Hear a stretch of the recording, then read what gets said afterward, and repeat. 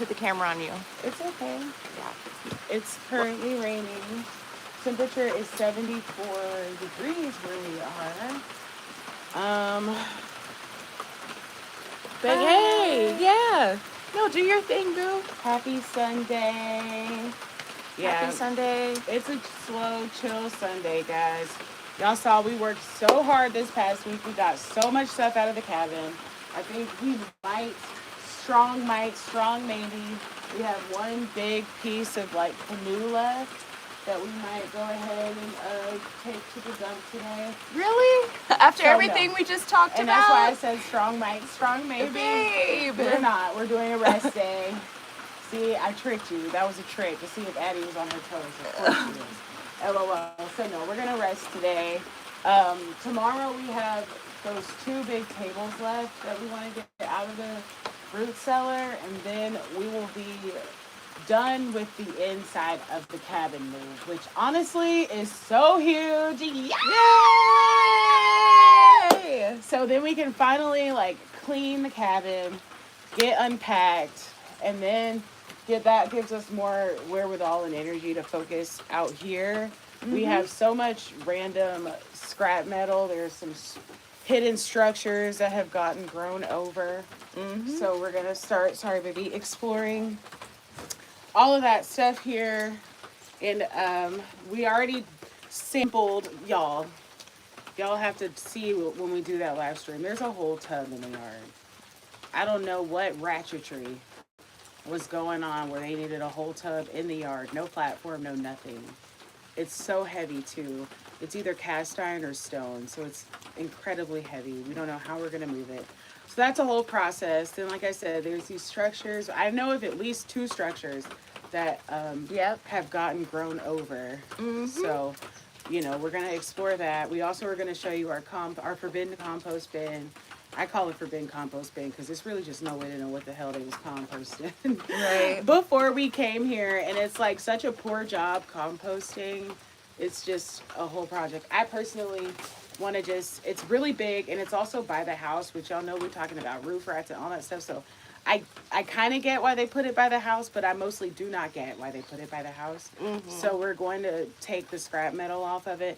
I personally, depending on what's in it, I just want to like spread it out over there instead of like lugging it somewhere. But I just don't even know what we're going to find. So we aren't going to make too many plans for that except to go over there and investigate. So that's really awesome because that brings us closer to being able to like, farm, weed, and grow every day, and just overall increasing our comfort here on the homestead and increasing our capacity and space to get to know, to be a part of the Aina and everything in between. So that's what's been going on. If you guys did not get to see those streams last week, you need to go watch both Edition with Addie's and we did so much heavy lifting. We just really went in on getting the cabin together. So I'm excited to see what we complete this week. So yeah, I think that's the update. It's just a slow Sunday. We're tired. We had date day yesterday. We had so much fun. We went to the chocolate factory because Hawaii has so many chocolate factories because cacao grows here, and the chocolate is damn good. That chocolate was so luscious. It was really good. And then that's it, y'all. We had date day, went to the chocolate factory. We had some beach time yesterday. We did like half a beach day because the sun was shining and bright and beautiful. Sorry, baby, hot in the morning. And then after that, it got dark and cold, so we came on home. And we took y'all. Yeah, we took y'all to the beach. So if you guys have never seen a Hawaii beach, make sure you check out our last live stream because we had we had hours of beach content. So we hope you guys enjoyed that as much as we did. I think that's probably a part of why we're feeling tired. That good cleansing and over energized feels the same as under energized. Yeah. I know I'm tired because of all the heavy lifting. That's for sure.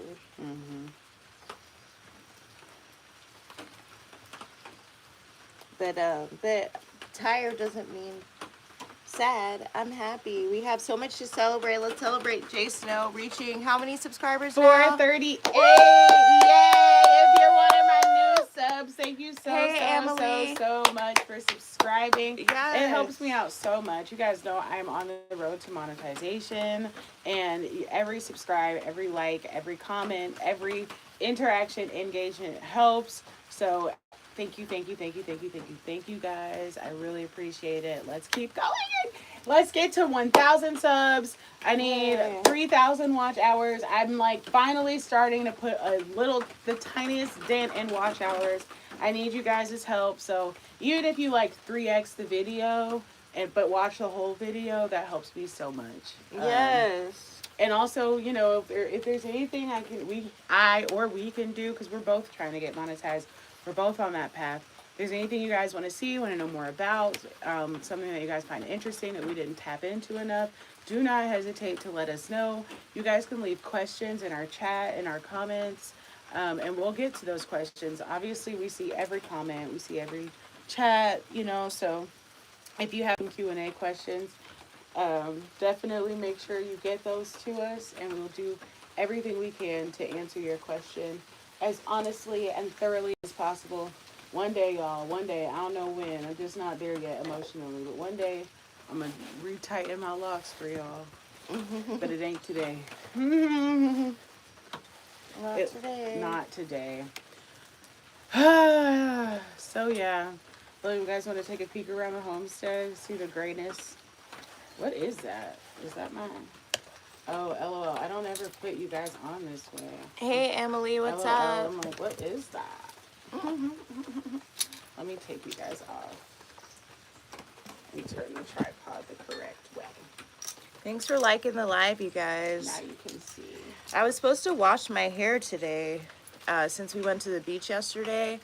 But, you know, it's raining now, so I'm not washing it. Fortunately, it wasn't that hard to comb out, which I appreciate. The salt water is really good for hair. I was just about to say, I feel like one of my beauty tips and secrets and hair growing tips is I don't actually immediately wash out the salt water. I feel like it's good for my hair. Yeah. Hair For and sure. skin. Healing. It's really healing. Mm-hmm. That water felt so good yesterday, y'all, on our tired muscles. And Yeah. it was nice and cold. It said it was 80 degrees. I ain't been to that beach a damn time since we moved here, and that water felt 80 degrees. It's so true. But that's what they say. You know, it depends on certain parts. Like, we've been to warm parts, but they're really shallow. And we couldn't stay in them because of the sea urchins. Right. So yeah. I think I got some coffee brewing. Let me wrap up. Are you ready for your second cup of coffee? I was born ready for my second cup of coffee. Okay. All right. So Shout out to Mom Arlene. We got that good Dunkin'. yeah, we're back on Dunkin'. Thanks for the hearts. We're back on Dunkin'. Thanks for the likes and the hearts. We gave the McCafe a try. And the McCafe is not good. It's like, it's good, but it's not good, if that makes sense. It's like, if you just need coffee, it's somewhere to go and get coffee from. But does the coffee actually really taste delicious? Not unless you put a crap ton of cream sugar. Yeah. And that to me means it's not good coffee. No, it's not good. We like their lattes, and that's it. Yeah. But they've been doing this $1 deal. Shout out to the Mickey D's app. Yeah, we've been using the Mickey D's app to get these deals, and they had $1 any size coffee, but they only give you deals on stuff they know isn't good. Exactly. Honestly. And they call I'm it convinced. premium roast, but I don't think there's anything premium about it. No, it's not good. I So, don't think there's but anything premium about it. I'd be willing to bet those beans aren't even sourced LOL, ethically. ethically. I don't know why McDonald's catching a stray right now, but McDonald's catches a stray. we just honestly, we just ran out of coffee, so they're the most convenient, cheapest coffee, because we have to go all the way to town to get affordable coffee in a bulk size. So we were like, well, we don't feel like going to town, so let's go ahead and just get this McDonald's since it's a deal, and it didn't do what it was supposed to do. It didn't feel good. But and it's like in McDonald's defense, like nowhere that we go and just get coffee is it good if it's not a latte? Because I think about that other place we went to, the bakery. Yeah. And I knew they had Kona coffee there, but I knew it would need 1,000,000 creams and sugars. It's not going to taste good. We saw one person get coffee from that place, and to me that told me everything they need to know. That place is for sandwiches and bacon. Yeah, and they did that. Now them sandwiches, they got that on lock. They were really good. They have great croissants there. But it's just like no one's drip coffee is good except ours, honestly. Our at-home brew. I don't think restaurants are invested in making good drip coffee because it doesn't make money. But the thing is, it should because it's cheap. But it's also not at the same time. And I think it should because it's cheap, and I think that's why they sell it. But I'm sure they make it more off of them frappes, blended ices, and all that jazz, and that's why it don't have to be good. Right, because they don't put them on sale, and that's how you know. Exactly. Mickey D's, we will do a lot for free McLattes. Not a lot. I'm just saying. What you willing to do for that latte? For free McLattes. No, you know what I want? I heard McDonald's has that card. Gold card? Yeah, that gold card. McDonald's, if you listening we right want now, one. We want one. 2, actually. We want 2. We want a gold card, and we also want an AOJ Happy Meal. LOL. You know how Cardi and Offset had that Happy Meal? I don't even know if it's a Happy Meal. I think it's just like a meal deal. Yeah. What would be in your meal deal? Ooh, what would be in my meal deal? Definitely 5 nuggets, 5 fresh nuggets. If the nuggets aren't hot and fresh, throw them back in the window. Right, they're inedible. Fresh nuggets. And the only thing that I would trade in the fresh nuggets for is I would do a snack wrap. A snack wrap would be good. Mm-hmm. French fries. Well, it can be anything, so. Yeah, no, that's what I'm thinking. Well, because I feel like the chicken nuggets and the snack wrap might be too much. So I feel like I'm going to just do the snack wrap. Because I was on the Bring Back Snack Wrap campaign. And then the AOJ home sale meal, the J Snow McDonald's meal would have the snack wrap in it. It'd have a medium fry. It would have minimum 2 sauces, and I would love to customize my own sauce. What flavors would be on your sauce? Damn, I knew you was gonna ask that. I don't know. I feel like they don't have a sauce that's sweet enough and spicy enough. Their sweet chili was not good, and then their hot mustard is not hot enough. And you don't like sweet and sour? I don't mind sweet and sour, but I don't love it. It tastes too close to barbecue sauce for me. At McDonald's specifically. So it would be like, I would want like a sweet chili nugget sauce. You know what I want? Shout out to Thailand, that plum sauce. That plum sauce was busted. Oh yeah, it was good. So I would have the snack wrap, French fries, plum sauce, and then what burger do I want? I want a bacon cheese quarter pounder for my burger. So bacon cheese quarter pounder, snack wrap with plum sauce. Well, no, the snack wrap would have either the gold sauce or like mayo. The snack wrap could be more basic. Okay, and then nuggets. No nugget. So just a snack wrap, fries, and a bacon cheese quarter pounder. Yeah, that's the gist now. With gold sauce and any drink.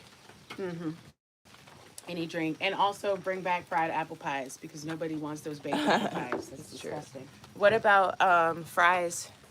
What about the fries? Are fries part of the meal? Mm-hmm. Okay.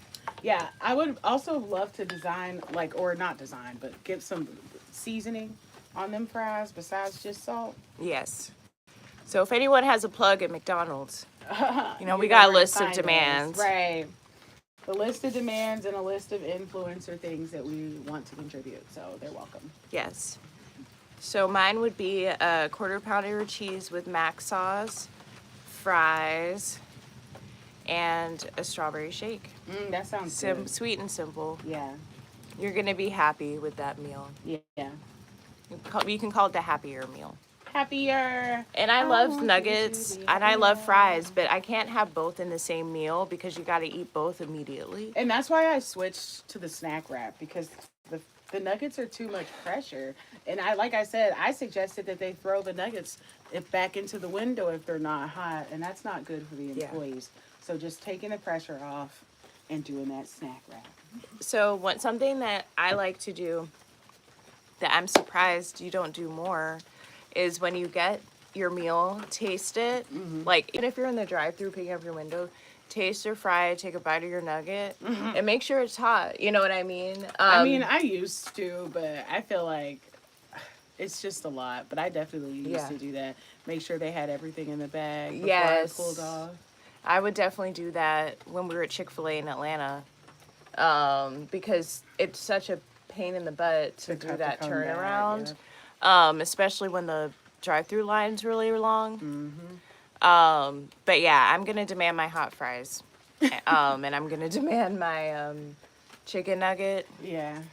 And I've let them get it away. I've let Popeyes get away with it once, but never again. Those Popeyes fries are also a French fry that are inedible after hot. Yep. They're disgusting after they're not hot. It's true. I think any fried potato is disgusting when it's not hot.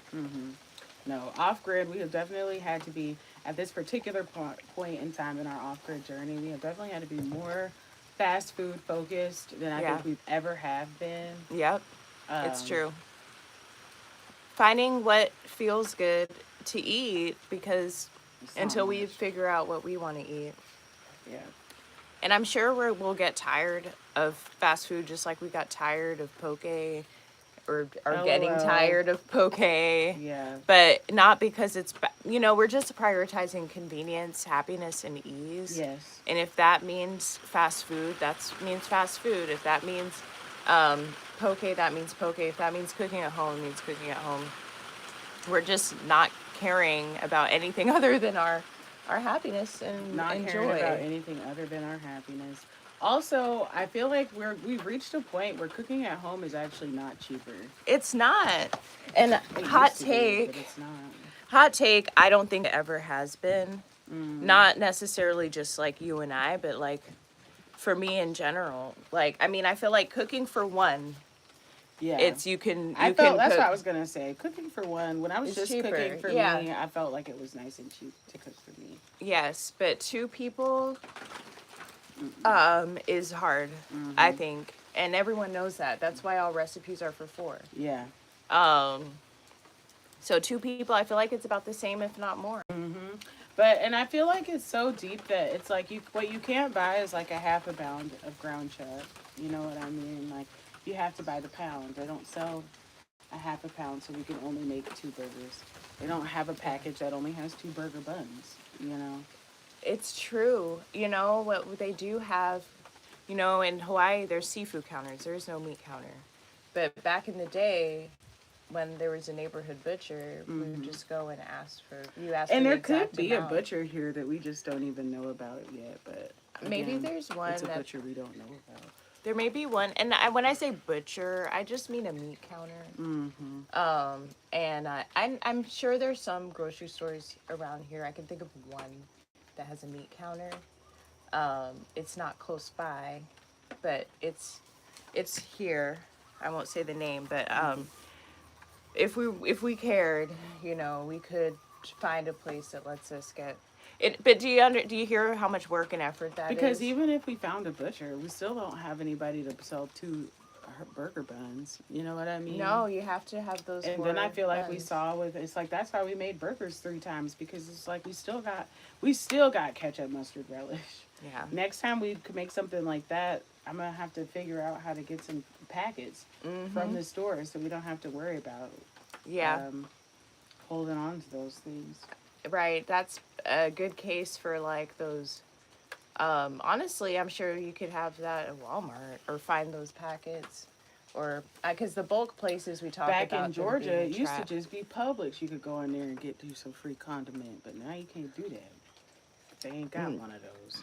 Sorry, no Sig 360 right now. I am drinking coffee, but you can like the live. 360. When are you gonna do you like what you see? Everywhere. So yeah. But yeah, so that's that's the intro. That's the intro. We do have a topic for today. Mm-hmm. Which is, let me say, you guys been hitting the gym or running? Not today. Our life on off grid is a gym, you know. So we have been doing a lot of heavy lifting this week. Yeah. We've been, you know, every day is a heavy lift if you watch our old videos. But yeah, we have our cute workout outfits because we stay ready. You never know what we're gonna have to get into On the homestead. on the homestead. I said you girls are beautiful. Thank you so much. Thank you. Yeah, no, I feel like I even think about even just climbing in and out of our loft bed now is a workout. And it's It like, is. we honestly get up in the middle of the night and work out. Because if you have to go to the bathroom, you gotta climb down from the loft bed. And you gotta climb down through our trapdoor stairs. Yep. I don't even like to go poop in the night, I'll be honest with you, because changing the bag takes too long.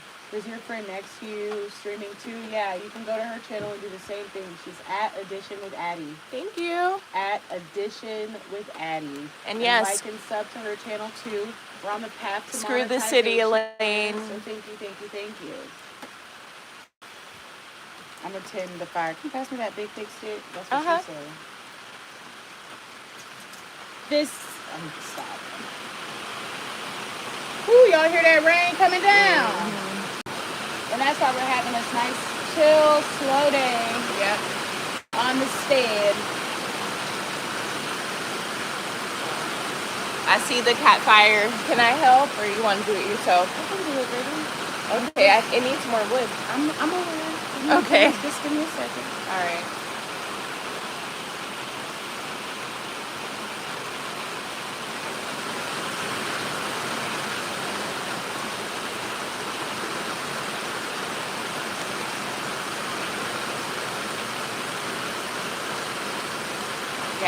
What do we do for work? So we are content creators.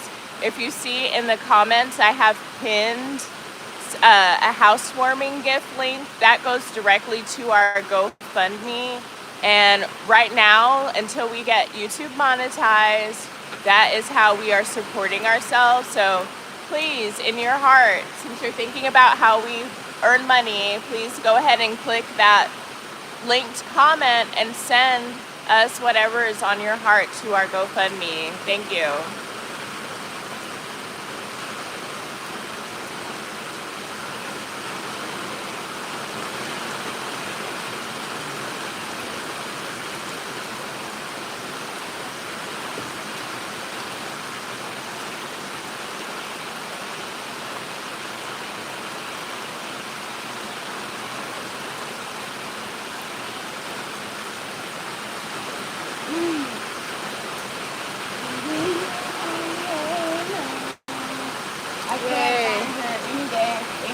How's your day been? It's been really good. She's a featured channel on my page, so she should be kind of easy to find. But everything's been good. As you can see, it's a rainy day on the homestead. Hope you guys can hear us okay. The rain is trying to be the main character right now. Yeah. So I brought the phone closer, so I hope you guys can hear better. But yeah, we have Bluetooth microphones that when it's dry we can rip out. Maybe you can help me figure it out. I don't even know if they're charged. They are. Oh, they are? Yeah, I tried to use it one time. It's more of a library project. Yeah. to like just make experiment with it, do like a test live and stuff. Yeah. I didn't know how to. You can definitely prioritize that this week. Mhm. But yeah. So, how did we build a life together with almost no money? Well, I think we started when we first got married. And basically the day after our mini moon, no joke, On the way drive home, we listened to Total Money Makeover. Mm-hmm. Addie had already been doing a lot of the practices in that book, but she knew. Oh my God, hold on, it's no copy. We got a fire going too, if you can tell. She knew that I needed to be converted over to those principles for us to be happily married and managing our money together, which, money management is a huge part of marriage. So we had to get on the same page, and for her, that started with reading that book. So we read that book, and at that time, we optimized our two incomes. We did the debt snowball, paid off my student loans, and then after that, we started saving every dollar we could and budgeting everything that we could. And then I lost my job. And even then, though, we were still budgeting and saving what we could. When I did make money, we saved it or used it for, what we needed it for to help meet our savings goals. And then Addie lost her job. Mm-hmm. And so then when Addie lost her job, we had budgeting built in. And I guess I can touch more in on budgeting. Like, we were really adamant about the budget. Like, we did cash envelopes, which I highly recommend, where we would have our weekly spend, and we would go to the ATM, we would withdraw that exact amount, and then we would split between us, like, what envelopes were ours. Like, I had groceries, and Addition had, like, household supplies, and we'd split whatever that was up in the envelopes in cash, and then the rest would immediately be moved to savings. Mm-hmm. So we were really, really strict about how we saved our money. Yeah. And then, you want to take over from here?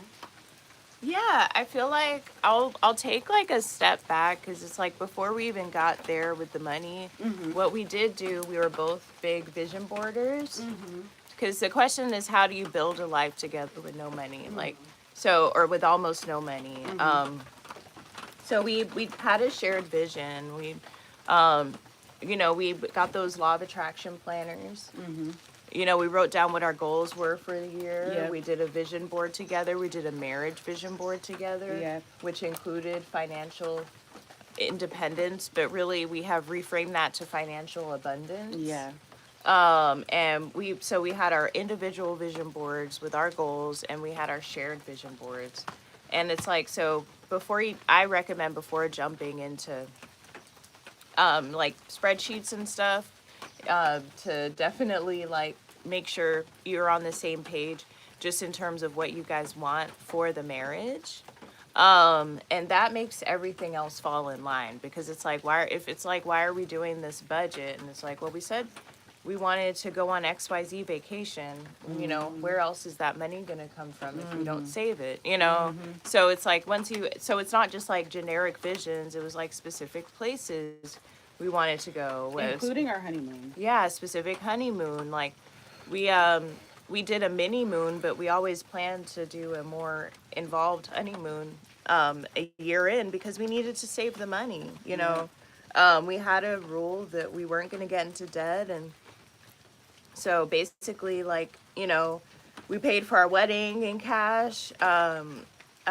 Jay Snow, we decided kept our to wedding at $10K as well. Yeah. That's an important fact. $10,000 budget for our wedding. For our entire wedding. I think we had 30 people. Maybe 35 guests. 35 guests.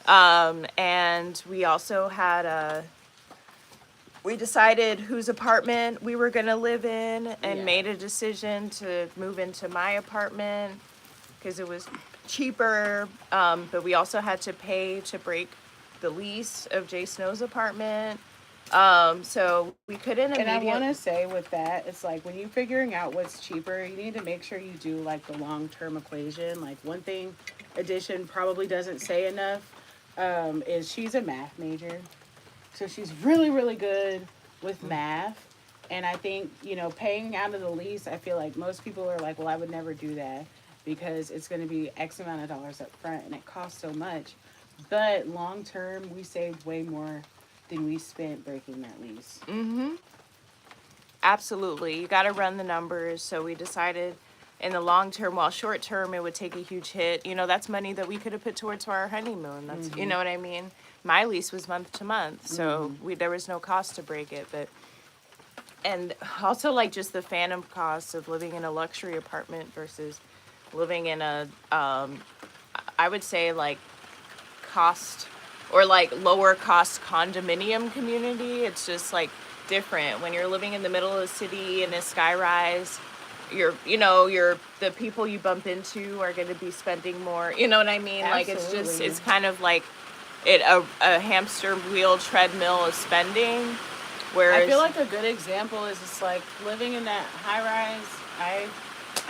It was so crazy, but I barely drove my car, and I didn't drive my car because it was so much work to drive down out of the parking garage and pay for parking I paid for parking, and then you got to find parking when you get back in the parking garage. So I used to just Uber. This is not AI. We are real. We're in Hawaii. LOL, they know that is not no AI.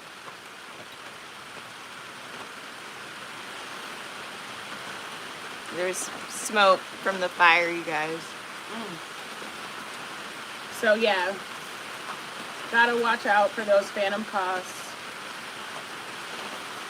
Yeah, so I feel like, and then we had to figure out the best money management way. You know, once we agreed on what our goals were, what our savings goals were, and I'm sure Jay Snow had to do a lot of trusting to even believe we were going to do those things, you know, because I was just kind of like, well, let's just save for it, you know, and We both had to trust each other. Yeah, we did, and I feel like some things, you know, it's hard to believe you're going to have a fabulous honeymoon a year from now, you know. Absolutely. But we did, you know, but like that's something you have to learn in marriage. Like, and I feel like also, you know, my sister had a huge 30 to 40K plus wedding, you know what I mean? And at first I thought I wanted that, and prioritizing our marriage, and I don't know, I feel like what I'm trying to say is once we became a couple though, it was like merging our dreams, our understanding and practices as a couple. And that was why the 10K wedding is important, you know what I mean? Because it was committing to only doing things that we could afford as opposed to like what we get help from other people to afford. Because, you know, Addie pointed out when we first got together, I was definitely living my life with OPM. And what's OPM? Other people's money. So I think that's a really important fact. Yeah, and I feel like it's the perfect example. It's like you can afford everything, but you can afford anything, but you can't afford everything. We couldn't afford to have a 30, 40K wedding, have a fabulous honeymoon, and buy out Jaso's apartment and make progress towards debt elimination. And you know, we can't do and buy a new car. Like, you can't do all of that at once. Right. I mean, if you have the cash for that, you you. can, you know, but most people do decide to do it all at once, put everything on a credit card, and then just deal with it later, and we just didn't want to. No. But I feel like it's hard, you know, especially when you get married. You want to give your wife everything, and it's like, well, we got to compromise. Yeah. And I could have been more compromising and made space for Jolene to have the wedding that she wanted and be patient and not, you know, we had picked a wedding date very quickly. We could have changed the date, you know what I mean? Like, it didn't have to go the way it went. I could have been more open-minded. But I just didn't want to have like a wedding looming that was never gonna, you know, that we just didn't know when it was gonna happen, and let, you know, For family savings members goals that be we in didn't control. even really know Yeah. the cap or the thing. Yeah, and like, you know, I didn't want to start our marriage out that way. Because we had decided when we got married, but I didn't have to be the way I went about it. I'm not I think you guys should talk about it. You don't have to, there's no wrong way to do it. It just means we wouldn't have achieved certain goals as fast. You know what I mean? But we create our own timeline, and time is a construct. It's all about the timing that you want to get free. But I had already been on this get free from corporate journey for a while, and I was just really ready to break free from it, and that's something that I was open to Jay Snow about. I wanted to get off the hamster wheel really quickly. Yeah. So, affordable wedding within our means. I feel like everything once we listened to that book, and we also did the Ramit podcast, which I do recommend. I recommend the earlier episodes. We haven't listened in a while, so I don't know what these new episodes are like. But the earlier episodes, he was really being helpful to couples and really helping shape and understand the trauma and the thoughts and the emotions and deep feelings that people carry and associate with money. And just listening to him help other couples work that out allowed us to kind of find spaces and think about things and like limiting beliefs and all kinds of stuff that we had about our money and finances, and what it meant to like combine money and finances and use our money and finances together. So I highly recommend that. So it literally, I would say, took us about 2.5 years to get on the exact same page financially. Yeah. So I think, so yeah, we didn't necessarily know what we were saving our money for. No. And like, we obviously had retirement, but and I feel like everything else, it was like vacations and stuff. We knew eventually we had a car fund, you know, we created these savings accounts with the name of it, like house fund, car fund, gifts, things that we knew we would eventually need to buy or replace, but I don't think we knew it would be this soon. Hey, Armand, Definitely not. That we were gonna get it, but but it's better to have those savings accounts than just, because if we didn't have it, we would have just spent our money on whatever. I feel like having those savings accounts is at least letting your mind and eyes know what it is you think you want. Yeah. You know? Oh, hey, Ndile, greetings. How are you beautiful people doing today? We're doing really good. And we're talking great about how we started a life off grid with almost no money. Yeah. So we worked on our budgeting and savings together. Huge. We're really grateful we had when Jay Snow lost her job, and even more grateful that we had when I lost my job almost a year later. And that's why you do it. You know, I had a rule for me before we got married that like I need to be able to support my life on a. You just made it into Snow Gang.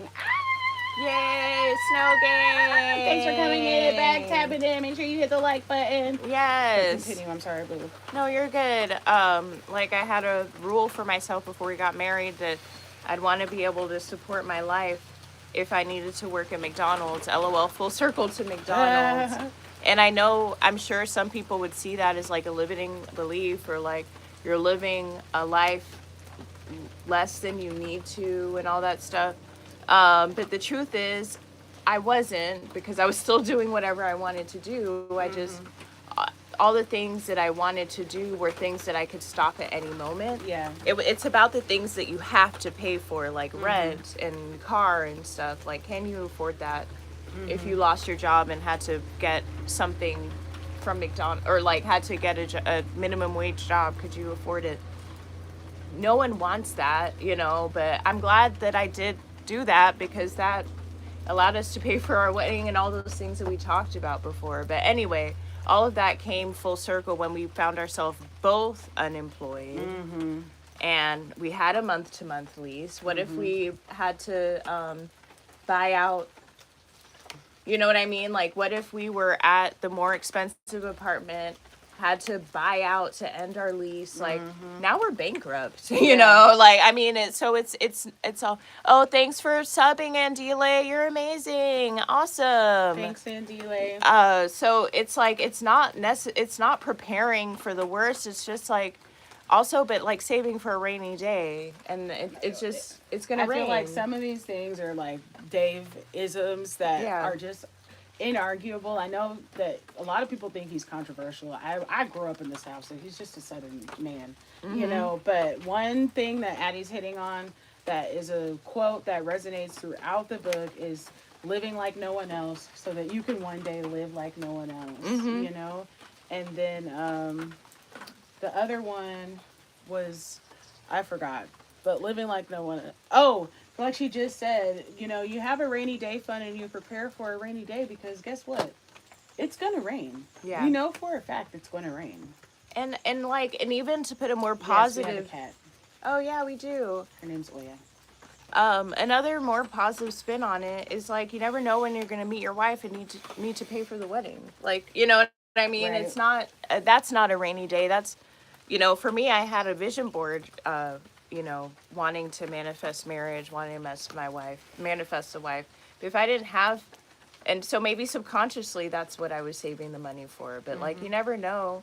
You want to be prepared. If you're, and I mean, I guess for women, maybe they feel like they don't need to pay for any of that stuff. But the facts show that women contribute to weddings, contributing to their households, and also that it's the bride's parents who typically shoulders the burden of the wedding, because the groom's ring, it's like the groom is paying for the most expensive ring as possible. So, so it's like everyone needs to be saving. I mean, if you're going through life expecting someone to swoop in and cover all your expenses, I mean, that's what a lot of women think that's going to happen to them. But you have to read, especially if you guys are looking for that quote unquote Christian man that you guys say you're looking for on Pop the Balloon. LOL. It's like, do you even know what a Proverbs 31 woman is? You need to read Proverbs 31. That's what they're looking for. They're not looking for a city girl. Yeah. They're looking for, in a Proverbs 31 woman, the most defining characteristic is enterprising. So let's not pretend what's really going on because here. And that's a good point, because the thing is, like, even if your dreams come true and you meet this multimillionaire person, we're inclusive over here, it's like, for you to think that you don't need to have any type of money management skills is crazy. Yeah. That's just not how life works. I just said to your live stream as well. Thank you so much. You did. Thank you so much. You're amazing. You guys are a true inspiration. I believe your way of living would make society better. We think so, too. We think so, too. I feel like that was our main goal in Delay.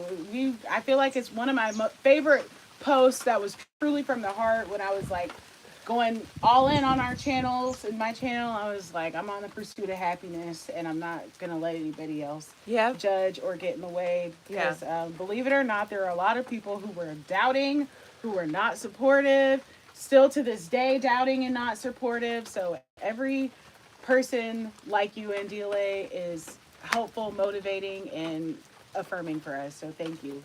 We really appreciate that. Thanks, Andile. So yeah, but yeah, it's not, I was basically saying, like, saving for a rainy day is also saving for the most sunniest, beautiful day. Like, you want to, because, like, even if you want a wedding, or like or even if you expect your partner to pay for most of the wedding, there's going to be a budget caps at some point. Absolutely. There's just no realistic way for you to enter into a marriage. Doesn't matter if you meet Elon Musk. Elon Musk is probably not going to let you just run rampant with his black card for an undocumented amount of time. You know what I mean? And if he does do that, he's probably not going to marry you. That's your payment for whatever you done did that night. You know what I mean? Like, to enter into a marriage where you guys are going to, one, combine finances. Shout out to Dave, because that's what a marriage is. You know what I mean? You cannot be hard-headed. I want to do what I want to do with my money. This is my money. What are you talking about? Da, da, da, da, da, da. Even if they don't ask you for your money specifically, you still need to be able to save, and it's your job as a wife to help your partner provide. You know what I mean? And that looks really different, and we get into these gender roles and all these different things, but it's your partner's job to help you provide. So when Addie was working, I did everything I could outside of work so her life was easier there. When we were both working, we both did what we could to make sure our lives were easier outside of work that way. You know what I mean? So, you have to be a partner no matter what, So I'm not saying that these women need to go into hetero relationships and provide. I'm not saying that at all. But what I am saying is, for you to think you're going to enter into a relationship with this millionaire and you don't know a damn thing about money, you got a credit score of 200, you maxing out everything you possibly can, and just absolutely zero money management skills, that's not realistic. I feel like Addie was so good at money management that it was hard for me to see that I was good, but really I was good because I didn't have everything I'm sure Addie wanted, but what I didn't have was thousands and thousands of dollars of credit card debt. I didn't even have no credit cards. I had gotten one credit card when I turned, I feel like probably about 23, 24, and I got my first, what I thought was a real job, and quickly realized that I did not make enough money for that credit card, and that I did not have a good habit of running up that credit card and go paying it at the end. I just had to be real with myself about that. So after I saw that, I didn't pay the bill, but I also did not run and go get another credit card so that I could get more and more and more and more and more. I was like, that's not for Jolene. She can't handle that. You know what I mean?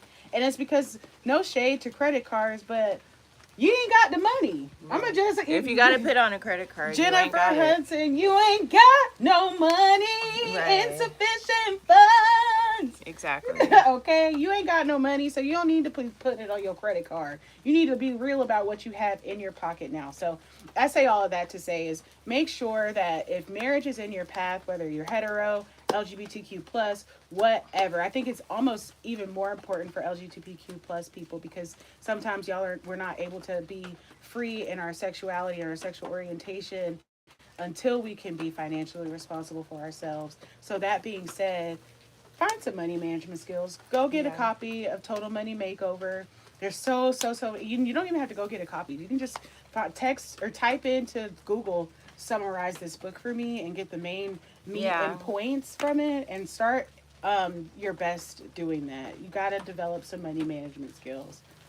Yeah, for sure. Because also, it's like, if you become a millionaire yourself outside of marriage, that's what so many of the stars that we've seen fizzle out. They don't know how to manage that money. You know what I mean? That's why people turn to drugs and all of the things that keep people impoverished mentally.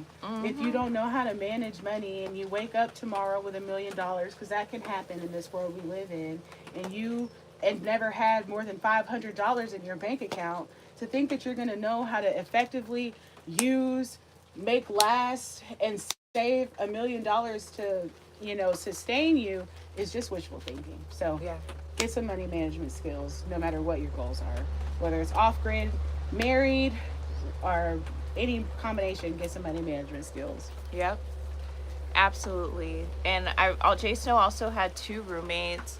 Like, she was driving a paid-for car. So there wasn't. They made fun of me in my Prius, but you know why? They'll always make fun of you in your paid-for car. But you know why I didn't care about it? When I got that Prius, it cost me $15 to go anywhere that Prius would take me. $15 for a full tank of gas. So you could laugh all you want to, but you better not ask me for a ride, because I'm gassed up and ready to go. Exactly. No, I mean, I told Jay Snow about this. It's like all of the cars that I had before we got married, and I didn't have a car, and people were also making fun of me for that. I truly did not care, because I knew what my finances looked like, and I truly didn't have to care what anyone thought about whether I was taking an Uber or driving a 20-year-old car. It's none of my business. And when you have money in the bank, you don't need to flex. That's flexing and overspending and doing all that stuff. That's what people who ain't got no money do. The people who have money are not doing all of that. Yeah.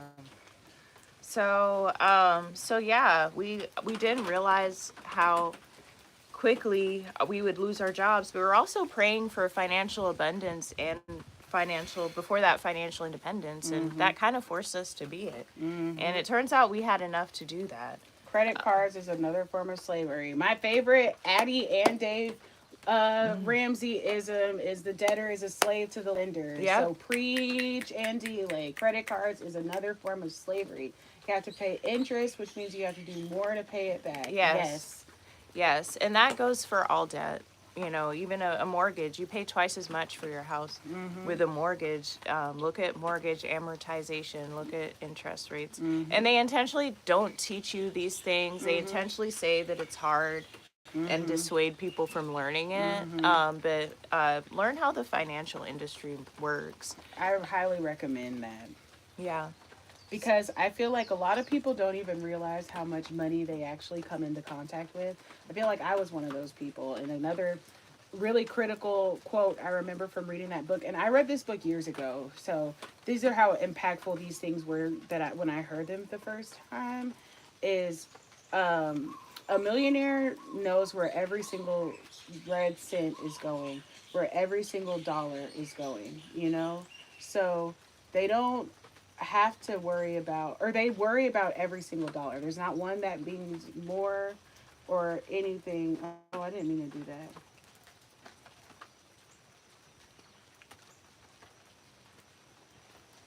Hold on. I'm sorry, Andile. You were not supposed to be timed out. Dang, can I fix it? I don't think I changed it. I'm sorry, Andile. Sometimes you hit the wrong buttons. It's not personal. I hit the wrong button. And I don't know how to bring you back. And I'm so sorry. I'm so sorry, Andile. You are in timeout for 24 hours, but that was not on purpose at all. I'm so sorry. But yeah, so you have to control and prioritize every single dollar. And I feel like at first I was like, that's crazy. How can anybody do that? You know what I mean? But I feel like if I had prioritized every single dollar from the time I got my first check out of college, my whole financial outlook and future would have been different. Like, I don't even want to know at this point how much money I've actually come into contact with, because being broke and poverty, nobody likes to hear it. They feel like it's a direct attack, but it's really a mindset. You know what I mean? And I was thinking that whole time that I wasn't getting any money, and I was like, I don't know how I'm gonna save or do anything because I'm not making any money. But that was all in my head. I don't even know how much money I've made from the time I worked that job to now. You know what I mean? But I bet my mind would be blown if I knew, for real. So if you don't have control over every penny, then you aren't going to ever feel like you have made a lot or enough money. Yeah, no, it's so true.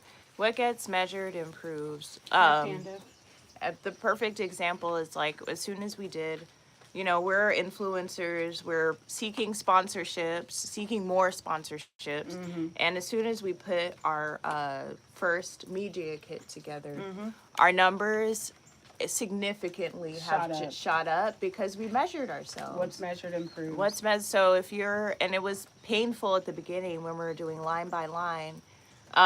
Yes, donate $10, Panda. We appreciate it. Please send the links pinned in the comments. Basically, like, you know, we had to go line by line just to see where we were spending our money to even inform our budget. Before you can even create a budget, you got to audit what you're already spending on, because you can't go from spending like $2,000 a month on food to $50. You know, that's just unrealistic. You have to see where you're at first to even adequately budget it. So we spent the first probably 6 months doing our line by line actuals. What did we actually spend? And compared to how much we budgeted, because we needed to measure it.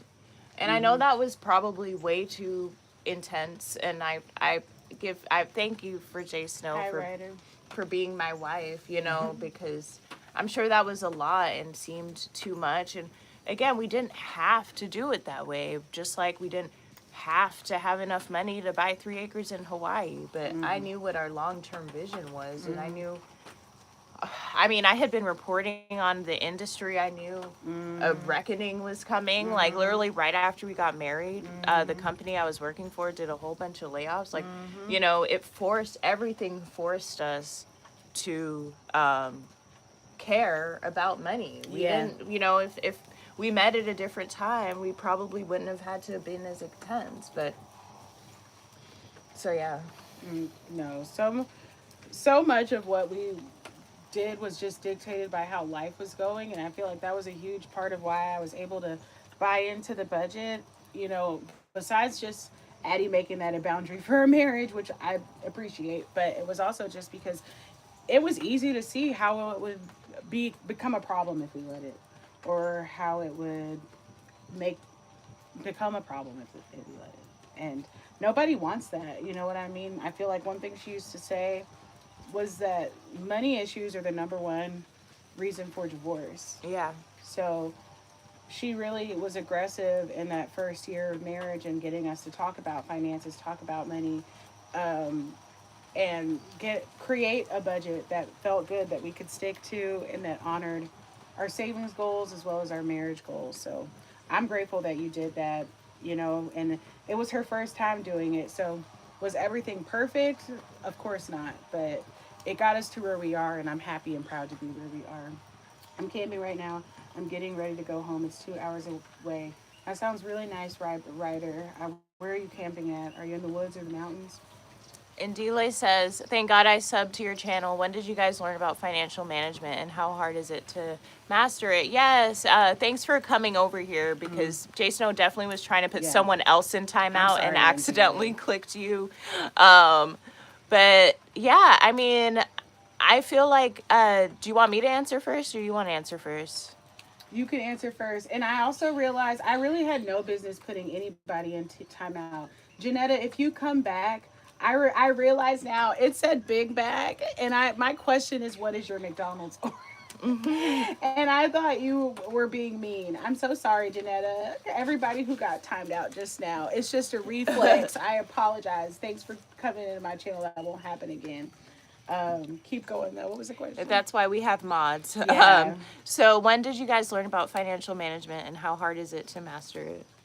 So I would say, I feel like, you know, Addie has her own much more in-depth journey, and I'm going to go first because mine's a lot more brief. I feel like the first time I was like trying to manage money was in college, but I was not doing that great, to be honest. Like, I had pressured my dad into buying me a car and told him I was going to pay for it. I think I made 2 payments on that car before I was like, yeah, I ain't going to be able to do this, Dad. And so he, thankfully, shout out to my dad. He's an excellent dad. He, you know, took over the car payment, and that's how I got a paid for car, which I know is a huge blessing. But that's how I acquired my paid for car. But I did start living in my own apartments in college, and I just started, you know, I was just doing the math on how much I could afford in rent versus how much I could, or how much I was making, and knew what I was making. So I feel like in college I was working not sophomore, because sophomore year and half of I say 11th grade year, but we're talking about college, so the year before I graduated. I forgot what, junior. So half of my whole sophomore year and half of junior year, I was working on campus, and that was only 20 hours a week, except in the summertime. And I think my check was probably about $500. Then I quit that job because Karen was a bitch, and I started working at a hotel, and I started making $9 an hour, and that quickly turned into full time, actually. So that was decent money, and I was like, I can afford to do my own rent, because my dad supported my rent for a lot of that time too. So when I moved in with my partner at the time, I feel like I was doing the finances even though she was making the most money. So I feel like I wasn't good, but I wasn't great, but I was good. And that was a huge beginning of it. And then even when I moved back home, I had gotten a better job and was like, oh no, I can't move out. And then I got an even better job and was finally able to move out. And I got my sister to move out with me. So I was just prioritizing what I could afford, because like I told you guys, I saw the credit card wasn't going to work really fast. So then I wasn't saving, but I knew how to make my check. I knew how to live paycheck to paycheck, and I had a lot of supplemental income from my parents and other people that love me, so I wasn't Hey, going Jordan over Kelsick. on anything. Bye, Ryder. Thanks for joining. He said, I'm in the desert. I'll learn how to ride my 2 wheels. That sounds fun. You already did learn. I don't know what you learned. Trust your financial. Yeah, and then when I got together with Addition with Addie, I feel like I was already trying to like, my credit wasn't great, so I was trying to build my credit, and that's when we met. Yeah. You know, that's a really good question, Ann Delay. Where did we learn about financial management? I feel like for me, it goes back really early because my grandmother, shout out to grandma if you're watching right now, she's a bank, you know. She runs multiple susus. So while I wasn't doing any financial management myself, I was living at the bank, and I feel like there was no shortage of money. I think my brother got a paper route maybe when he was like 8, 10, and I would help him, and that was my first job because he would give me a pound or two in UK dollars or whatever. So I was making my little money. I had enough. I found a penny candy place. Yeah. Where I mean, that's 100 pieces of candy. You know, I was rolling in the dough. And because my grandma was running so many businesses, she was running a clothes business. I never had to worry about clothes. She was running a hair and beauty business. I never had to worry about hair and beauty. And I say that not because that's not necessarily me managing my money, but I was able to see someone create sustainability, you know? So that was like how I early was introduced to financial management. But in terms of, and I was, when I moved to the US, I was like, wait, how can I make some money? You know, I was like, can I do do I not get an allowance? Like, can I get money for my grades? Like, I was cash poor. And I would get, like, at the beginning of the school year, like $100 to buy all of my clothes for the year. Hi, Kenise, Fatima. So that was the first time I had a budget and I had to figure out how I'm going to get all my clothes for the school year for $100. And while this is in, you know, like 2000, that still wasn't a lot of money. You guys know this, right? So, I was really determined. I could not wait to turn 18 to get a job and start making some money, because for the first time in my life, I didn't have any money. So, when I turned 18, I got a job. I was making probably like $800 a paycheck, which was enough to get an apartment. Oh, you've been wondering where we're from. So we live in Hawaii right now. And yes, it is raining. We're in Hawaii right now. So I was able to support myself and live in Buckhead, have my little apartment. I took MARTA, which is the public transportation, so I didn't need a car. And I would say I was a wealthy 18-year-old because I was making tips.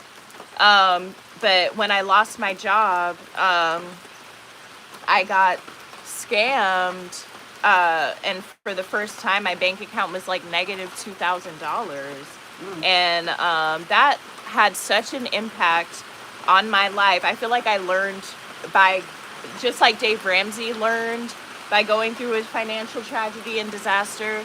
That's how I learned. And I feel like, and just kind of like any kind of disease like addiction or whatever it is, you have to hit rock bottom to actually be motivated to learn. And my rock bottom was very rock bottom. I was homeless. Like, I had already been like kicked out of school. So it was 2008, so I didn't even have real job prospects. Like, I really felt hopeless, and I'm grateful. That sounds good, Kat, dude. Yeah, so I had to learn how to manage money as soon as I got it. And that's why when I eventually started college 3 years later, I ended up becoming a math major.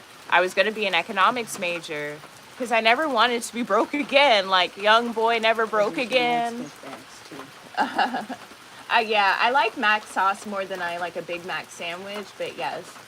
But yeah, so it was like I never want to be broke again. So I learned and used college to learn as much about money and finances as possible. So going back to, hey, cat dude, welcome back. So basically, how hard is it to master? I think it's hard, not in terms of like actually learning it. It's hard to, when you go through what you need to go through to care about it. Like for Jay Snow, it was maybe our first year of marriage. For me, it was my first year living alone and losing my job. Oh, thank you. That's what's hard about it. Dave Ramsey always says it's once you learn kindergarten level math, you can manage your finances. It's not about it being difficult. It's about having the motivation to care. And I would say, like, sticking to it is the hardest part of it, because it's always going to be something that you want to buy or go, like, blow the budget for, no matter how big the budget is. Like, we've had $10,000 vacations, we've had $500 vacations, and it's always something that is like, but if we get that, you know what I mean? And you know, it's the balance, because it's like sometimes you can build into the budget where you can succumb to those things, honestly. And I think that's where Addition taught me the power of a budget. I'm sure I mentioned it before, but when we first got together, I thought a budget meant capping spending, you know what I mean? But it doesn't even have to mean capping spending. It's just the importance of knowing what you're spending and being real about yourself, being real with yourself about what you are going to spend. Like, my mom, shout out to her, she loves TJ Maxx. And I'm not like, you don't need to ever go to TJ Maxx. But what I am saying is carve out an amount that you feel comfortable with and make that your TJ Maxx money. Because you know you like to go to TJ Maxx. And TJ Maxx, I don't think has bankrupted anybody but themselves. You know what I mean? But if you say, you know, you like to go to TJ Maxx every week, because we all have things that we like to do every single week or, you know, every single month. And whatever those are, just put them in your budget. Exactly.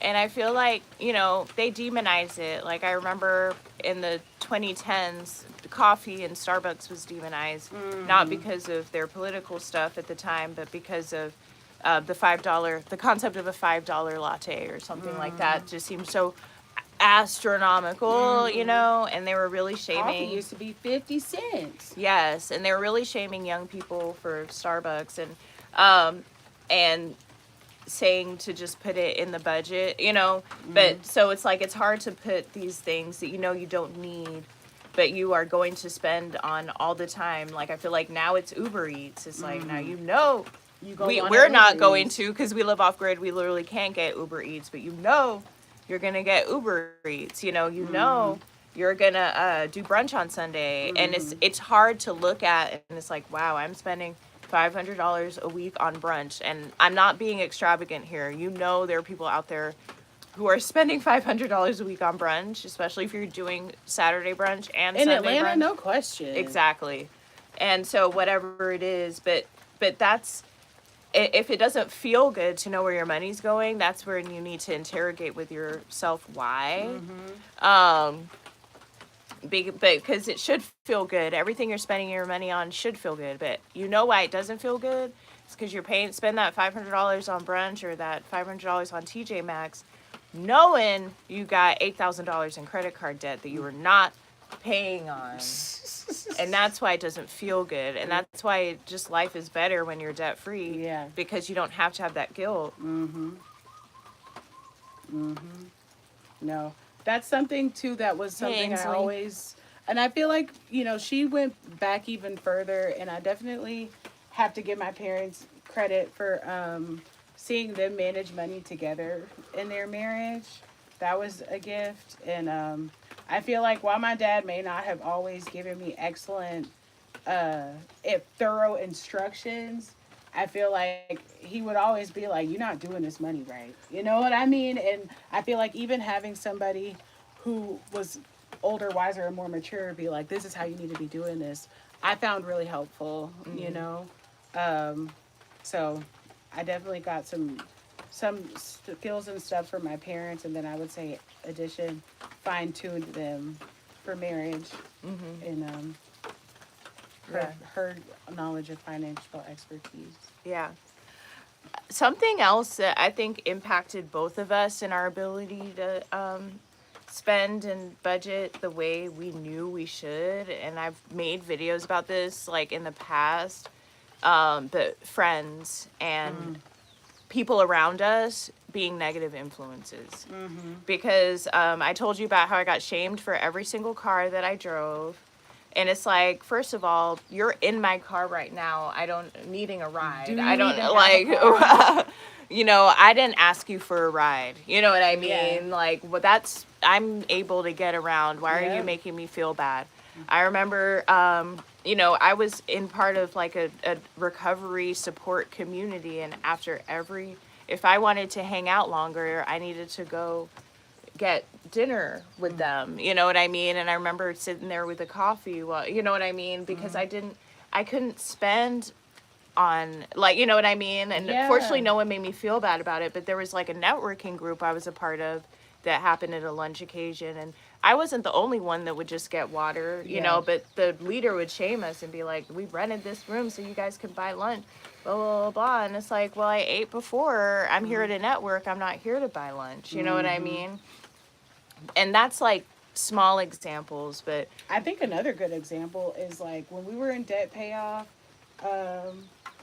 we were doing $50 date nights. And people were like, how are you guys doing $50 date nights? And it's like, obviously it's not the most lavish date we've ever been on, but it's enough to help us prioritize spending time with each other. I don't know how you got here, Paul. You got to check your algorithm. yeah. But welcome to our off-grid Hawaii life. I hope you enjoy it. Take some time, hang out, tap the like button. Thanks. Yes, and we have not been to Barbados. Have you? I don't think so, Jason. No, I've not been to Barbados. I haven't been to the Caribbean. Don't want to go. So, Andile says, I've just learned a lot from speaking with you guys. Addie, I believe you were disciplined since you were young because you managed money at a young age. And Jay just taught me to hustling hard no matter what. Yay, glad we're being helpful. But For yeah, sure. but it's like, I feel like in a vacuum, most of us would be good with money. But there's just a lot of social pressure. I feel like that was definitely a thing I grew up with, a lot of social pressure for money. And I wouldn't have said that, honestly, probably until now in this exact moment. Like, I feel like even the school I went to, I think that's the thing of being like middle class or upper middle class. It's like there's just these unwritten rules, you know what I mean? And so it was like back to school budget. I had to have the Hollister. I had to have all the nicest stuff. And that kind of traveled with me, if I'm being honest. You know what I mean? And I feel like a lot of it has to do is I know Fayetteville is not Atlanta, but it is. And Atlanta has a huge culture of money and showing and letting the world know that you spend money. I even see that. I see that in all of my family, honestly. You know what I mean? So I feel like I had to really take the pressure off of myself. And I feel like something that helped with getting married is like I was just able to prioritize, because it's like it doesn't matter if I have all of the nicest, newest, whatever, insert whatever your favorite designer is. If I'm not able to make my wife happy, or if my wife feels like she can't trust me in our marriage, all of that stuff was immediately rendered useless and worthless. You know what I mean? Because it's like I wanted to be a good partner more than anything. You know what I mean? And Addie wasn't looking, and I didn't know anybody. It's like women are very interesting creatures, and obviously women, we like that flashy stuff and all that stuff, but once that comes off, you know what I mean, there has to be something more to give than just that. So it's just not everything. Like I said, it was immediately rendered useless once I started dating seriously. Yeah, for sure. I feel like all that stuff doesn't matter. And it, like, I mean, it matters when it does, but it's like, I should feel it like matter? what matters is looking good and doing what it takes to feel good to look good. But what is also true is you don't have to spend an exorbitant amount of money to look good. No. Everything that makes you look good doesn't have a baseline cost of like $100. I don't even know what a lot of money to spend on clothes is now. You know, I don't know, but it doesn't have to be break the bank to look good. You can just look good affordably. You can look good from the thrift. You can look good as a Maxinisa. You can look good from the clearance rack. You know what I mean? Exactly. You can look good from Shein. You can look good from Amazon. It's just about effort. These were $20 outfits from TJ Maxx, and we got so many.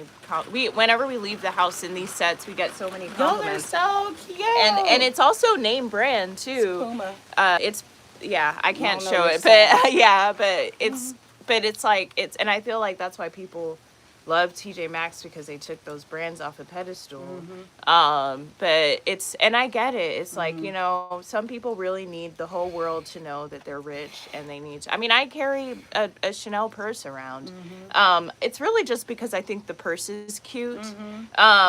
You know, but it's and it's functional for me, you know. Before, when we met, I was wearing an Amazon purse that looked like it. Stuff is cute, and there's nothing wrong with it. I feel like, you know, it's just, if you can afford that stuff, then it makes sense. If you are in the business where in lifestyle where you can afford a $20,000 bag and it's not impacting the rest of your finances, by all means, go ahead and get that $20,000 bag. You know what I mean? But we were not there, number one, and then I feel like there's so much pressure to look and be like these celebs, because there's a lot of them are the ultimate influencers, right? And I feel like part of my own learning was realizing, I say this all the time because I feel like everybody needs to know, one, the people who were showing their cribs on MTV Cribs, those were rentals for the show. They did not actually live like that. Like, what media looks like or what money and wealth looks like in the media is not real.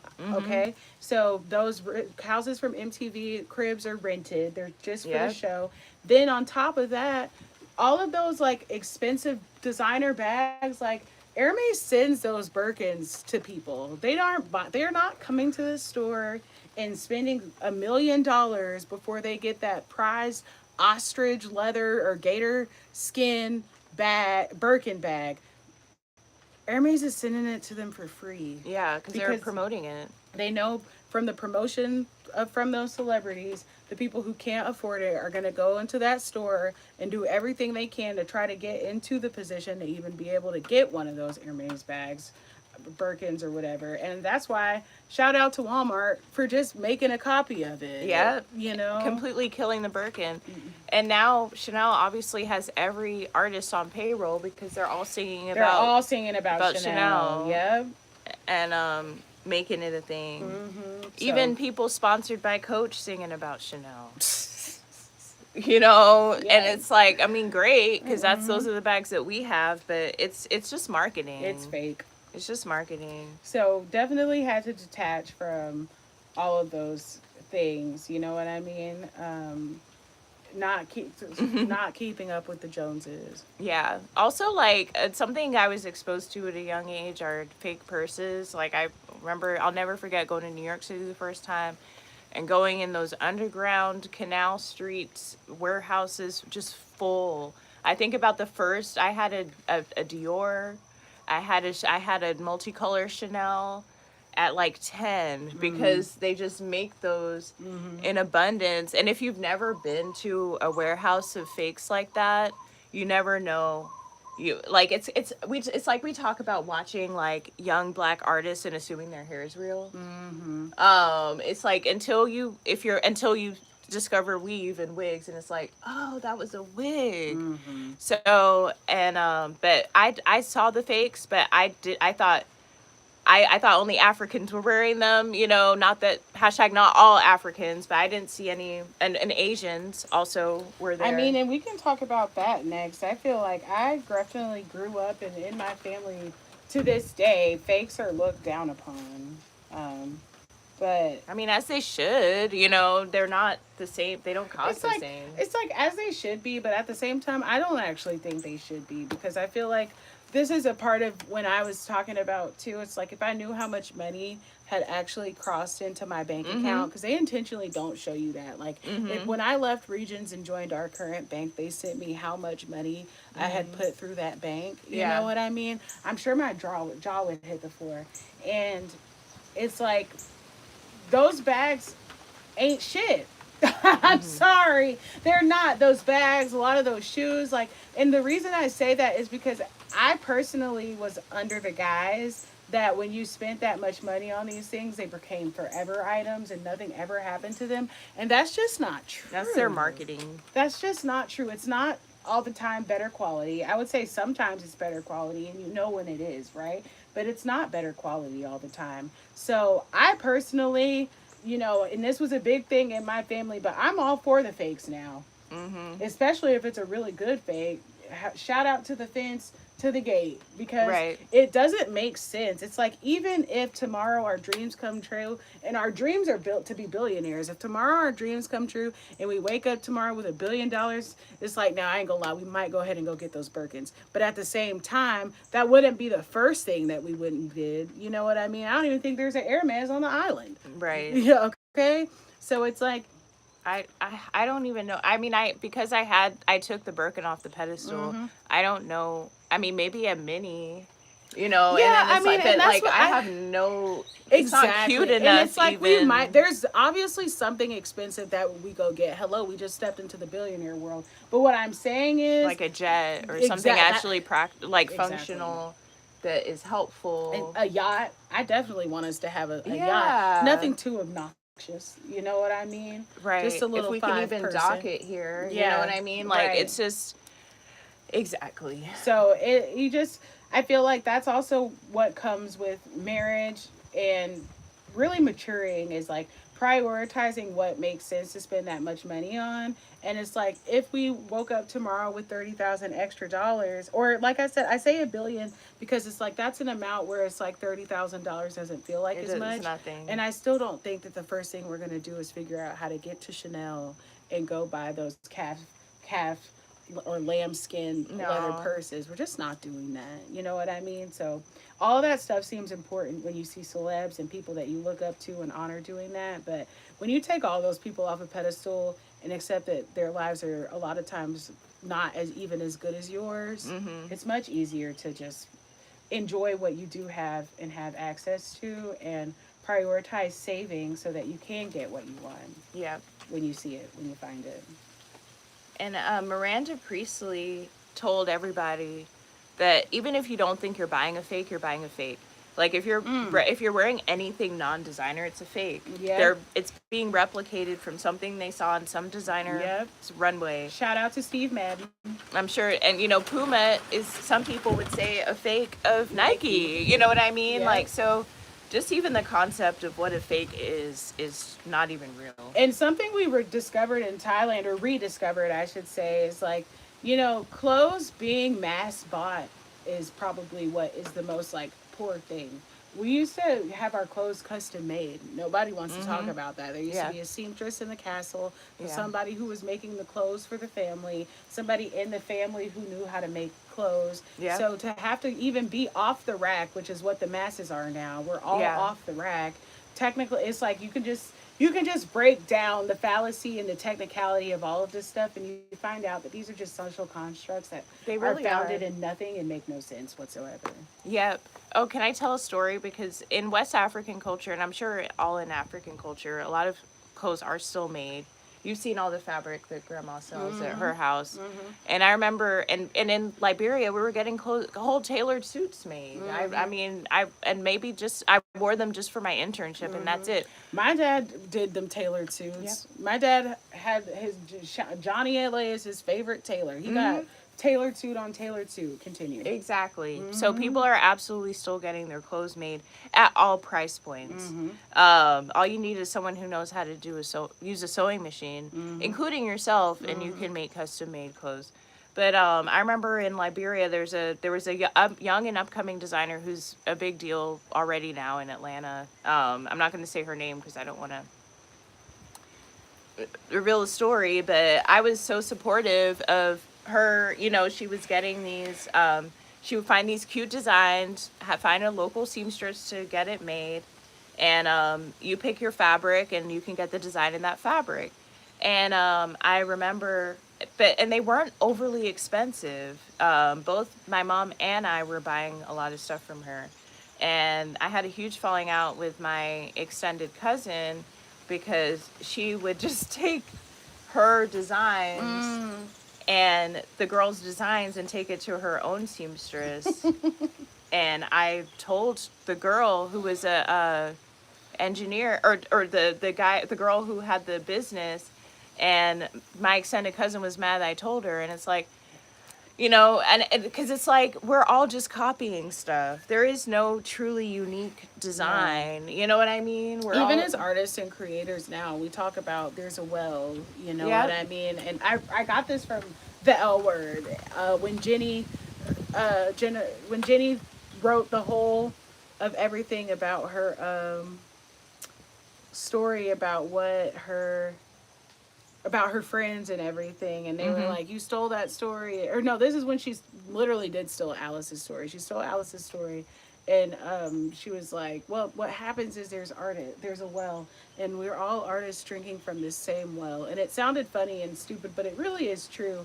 I think about my favorite example of that is like, it's a known thing where Michael Jackson, if he got a new song or a new hook, he'd be like, I need to go lay this down in the studio now, because if I don't, they're gonna give it to Prince. You know what I mean? And it's like, obviously it won't be the same exact thing, but creativity is on a plane of divinity that we're all accessing and interacting with. So we are pulling down a lot of the similar things. There's a rough room for everybody, right? But it really is true that we're drinking from the same knowledge well.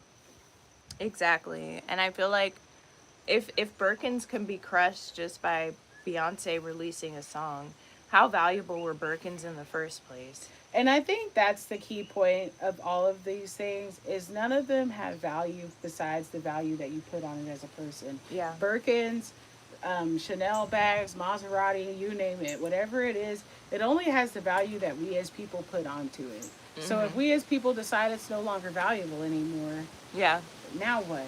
We decide value. And I feel like that's why people who are anti-fake get mad, because the fakes are taking away the value that they put on. To that bag. Exactly. Yeah, and for sure. because they are invested in that bag, it's like invested in a stock. You know what I mean? It's like they're hurting your investment by getting the fake version, and that sounds like your problem. And I feel like we have no idea. Like, I mean, all you have to do, they won't kick you out. Just go and sit in Louis Vuitton, Chanel, or Hermes all day and see who's actually going in and leaving with a shopping bag, and just watch. That will really tell you a lot. Because the people who can afford that kind of stuff, they don't go in the store and get it. Exactly. Louis Vuitton will come to them. Right. Exactly. Louis Vuitton will send it to them and tell them to send back what they don't want. Exactly. But that's why you don't ever see anybody notable in those stores, you know, unless they needed to come get real quick, you know. Yeah. I remember when, that a big thing is when we went to France. I think we were flying through France to Thailand, and we were, doing our money manifestation, getting our mindset together, and our seating area is right by Airport Chanel Hermes, and I was like, let's go inside, because what they're not gonna do is kick us out the store, and I don't remember seeing anyone go to the register. Not one purchase was made. And we had a long layover. It was so we were really there for a while. We didn't see anybody. And so much so we ended up having a conversation. It's like, who even all these stores are at these airports. Who shops in those airport stores? You know what I mean? Exactly. Last minute gifts. I mean, that's why I was there in the first place. I truly did want to find my mother some affordable Chanel sunglasses. I did. She just didn't like them, We found those affordable Chanels, and they were real. But we went in the Chanel store, and there was nothing even cute, y'all. And that's why I just encourage y'all to just go into the store and just like look for something that you would like. You don't have to have the money for it. Just look to see, just look and like I like taking photos. Be like, if I had Chanel like money, I would buy this outfit. You'll be shocked to see how few of those coats are even cute, y'all. And I mean, and you already know this because you've seen the runway show, and how many times you've been like, oh, I want look number 13. Like, No. it's just we want the bag. It's and that's theatrics. it. We really just want the bag. We want the idea of a Chanel suit, but we have nowhere to go in that Chanel suit, and don't even want to wear it. It's not even comfortable. No. Like it's where you trying to go to work, like, and it's also not tailored. So if you're Yeah. gonna pay an exorbitant amount of money, why would you not pay for something that's customly designed to fit to your body and Exactly. your shape? Why would you even go off the rack? Exactly. So, and I do feel like how do you guys gather so much information? Because, wow, do you know how the world will be at peace without materialistic people? The more we praise material, the more we give it value. Thanks, Andile. And I feel like, I don't think we're necessarily anti-materialistic people. We're just real about how much money we have to be materialistic. And, we're just not matching Kim K's energy. We're just not matching Beyonce's energy. Because we don't have the funds that they do. Yeah. And that's just known because I've not ever headlined a Super Bowl. Right, exactly. And the Met Gala does not send me my invitation every year to show up. Exactly. So it's like, this is not anti-material. This is anti-people going into debt to compete with Beyonce's wardrobe. Y'all are actually tripping because you don't even wear any of those outfits, and it's never a nice enough occasion to wear it. You're worried. I was only wearing black because I was so afraid of stains, because I didn't want to pay for the dry cleaning. If I didn't want to buy anything that couldn't be washed, like, it was just it's just impractical. And I feel like life just teaches you that, because I'll never forget where I had spaved and I bought that Tory Burch bag I wanted so bad. This is a cute little leatherette bag. It was absolutely darling. I think I paid almost $700 for that bag. I didn't even get it out of the shopping bag good before Oya, my cat, clawed it up. Clawed it up immediately. Yep. It shows you the fragility. And it's like, there's a line from The Prestige, which is my favorite movie. And he's like, do you understand the cost of this machine? And he's like, and this is a really wealthy guy he's talking to. And he's like, money is of no object. And he said, but have you considered the cost? Like, the easiest example is luxury cars. Have you considered the cost of filling up the tank? Have you considered the cost of that monthly payment? Have you considered the cost of that interest? Have you considered the cost of that labor that the car needs? How much Yes. it costs to change the brakes? Because it's like, that's why it doesn't make sense to go buy a BMW. Excuse me, even if you have the money, because the maintenance costs on a BMW outside of the warranty, high. You now paying a premium for that BMW oil change. It costs probably like $100 to get the oil changed on my Prius, even the full $100. With a BMW, you're now looking at $600 for just the oil change. Exactly. So have you considered the cost of your really cute outfit, the cost of, or in Jay Snow's bag, the cost of what did that do to you and your cat's relationship? I wanted to wring my cat's neck. And that's what I mean, considered the cost to have something that valuable. Having jewels, like there's that Central C and Lil Baby song, Band for Band. I got jewels in a safe that I don't even wear. How much was that safe? How much is that safety deposit box? How much is the security that you got to walk around you because you're iced out? Some people have the funds for that, but some people lose all their funds in maintaining their materials. And I think that's a good point, because I feel like in going off grid, we talked about the question, because it's like, even how we had invested our retirement before, and not to say that we won't do it the same way again, but the way it was, it felt like it wasn't our money. You know what Yeah. I mean? And realize that sparked a whole conversation. Realizing and feeling like it felt like it wasn't our money sparked a whole conversation about what it would feel like if it was, what it looked like for it to feel like our money, which means we have to sit on our complete net worth at our house, and we talk about the cost of that. Yeah. It's like if we were sitting on our full net worth, you know, um, we'd be stressed the hell out. You know what Yeah. I mean? If our main priority now was protecting our full net worth, we wouldn't get any peace, No because peace. anything could happen. And it's like that's why banks and stuff get to have what you call it. That's why banks Our get money. Our money. Yeah, because the cost and the power it would take to protect your whole financial net worth is entirely too much stress and energy and work. Yeah. And once you realize that you don't even want your own money, I feel like it starts an awakening of like, what am I even doing with it in this, you Yeah. know? Yeah. And that's why I'm grateful our money's in our property. Our money is literally where our mouth is. You know, we eat our money. We live on our money. We and we're not invested in companies that we don't believe in. Yeah. I mean, not as much, you know. So it really makes you think about it, because all of these things are meant to help us. You know, we don't want to have to walk around with armed guards. That's why these banks are helping us. Yeah. But guess what? The banks ain't got our money either. No, they're lending it out to everybody who asks, and they only except us. if you don't believe me, Google something called fractional reserve, because it's not practical for them either to have everybody's money in a safe. Y'all see those bank robber movies? It's not even safe. It's Oh my god, y'all! I gotta show y'all this lizard.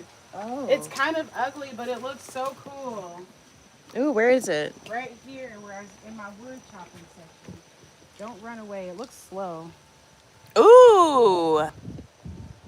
I see it. Wow. That's a funky one. Ooh, scary. He is scary looking. He looks dead. I don't think he did. He playing dead? That's what they Playing do. dead. Oh, and Delay says, how do you guys deal with hate? Because I'm very sure social pressure tries to break you guys up. Oh, that's a really good question. I feel like, I think probably on our own, we had to deal with a lot of hate, which I feel like probably makes it easier now. Yeah, I think so. I think, well, I mean, first of all, I've had to time out several people in the chat just on our, you know, just on this live stream hating. So it's honestly, we're just so used to having haters that we live off grid. Honestly, that's how we deal with hate. You know, we have. I mean, just the other day, just minding our business, doing the laundry, we got dress coded. They literally used the no shirt, no shoes dress code to dress code our outfits because we were wearing crop tops. And the thing about this is you have to realize we're at a laundromat, number one. Number two, I don't know when the last time you've been. This laundromat specifically attracts from time to time the most filthy and undesirable people I've ever seen. Just nasty people. Yeah. Where I'm like, part of my motivation is because I want to wash her on our homestead, because I don't want to have to go to that laundry facility anymore. Shout out to the GoFundMe pinned Shout in out to the comments. GoFundMe pinned Help in us upgrade our comments. energy so we can power a washing machine. Yeah. So, I mean, just truly gross looking folks. And I don't mean anything other than they look truly like they haven't washed their bodies in an undisclosed amount of time, you know? So this is not a place with high standards is what my point is, though. Not trying to catch strays to anybody. This place has the lowest standards ever. And I think also it's just like one thing about Hawaii that we love is people wear all kinds of stuff here. Mm-hmm. We don't really, it's not really, I feel like one of the creators that we follow described it as a place where you can't tell a rich man from a poor man. And I do think that's true, unless we're talking about somebody who's just completely unkempt. You know what I mean? So to pretend that they had standards about who could come into that laundromat was absolutely ridiculous. Yeah. So I feel like, and so yeah, we deal with hate literally every time we step off the homestead.